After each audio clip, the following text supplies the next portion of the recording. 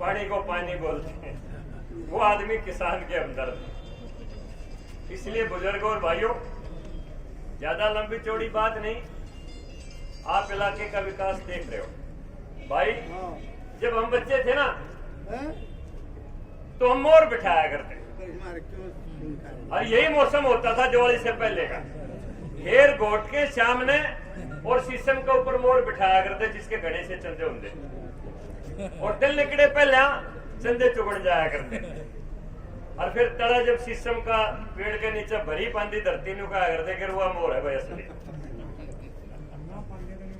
भाई मनोहर लाल तो है गिरवा मोर, अरे वो भूपेंद्र है लांडा मोर, बता दो कौन सा बिठाओगे?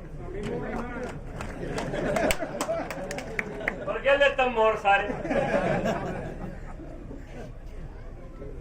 तो भाई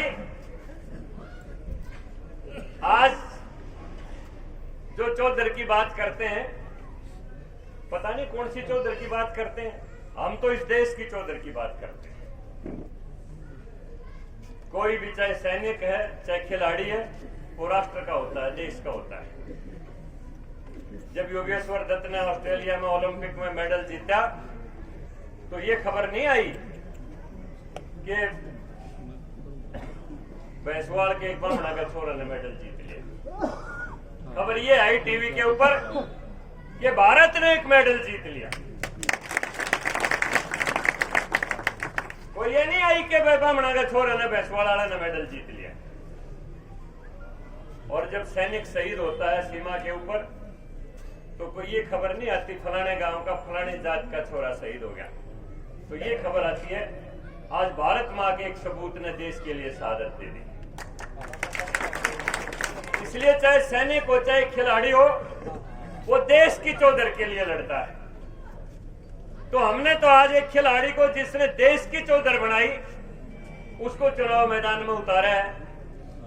अब भूपेंद्र हुड्डा से पूछ लेना वो किसकी चौधर की लड़ाई लड़ रहे हैं। जो किसान की हमदर्दी की बात करते हैं, मैं केवल एक बात कह के अपना स्थान लूंगा और हमारी पार्टी के जेजेपी के सभी नेता आपके बीच में आए।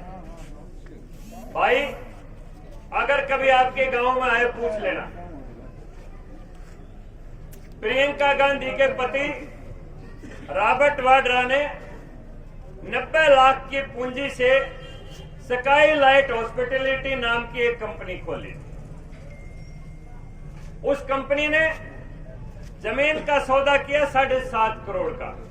भाई जब उसकी पूंजी 90 लाख थी तो 7.5 करोड़ का सौदा कैसे किया? जमीन के लिए एडवांस में गन्ना ले लिया डीएलएफ कंपनी से, और डीएलएफ कंपनी से एडवांस में गन्ना लेके 3.5 एकड़ जमीन की सीएलयू करा दी, चेंज ऑफ लैंड यूज जिसको बोलते हैं, उसके ऊपर कॉलोनी काटने का लाइसेंस ले लिया। और वो जमीन, ये सारी प्रक्रिया 20 दिन में पूरी करवा दी हुड्डे ने, और 20 दिन के बाद वो जमीन उल्टी ही डीएलएफ कंपनी को 58 करोड़ में बेच दी।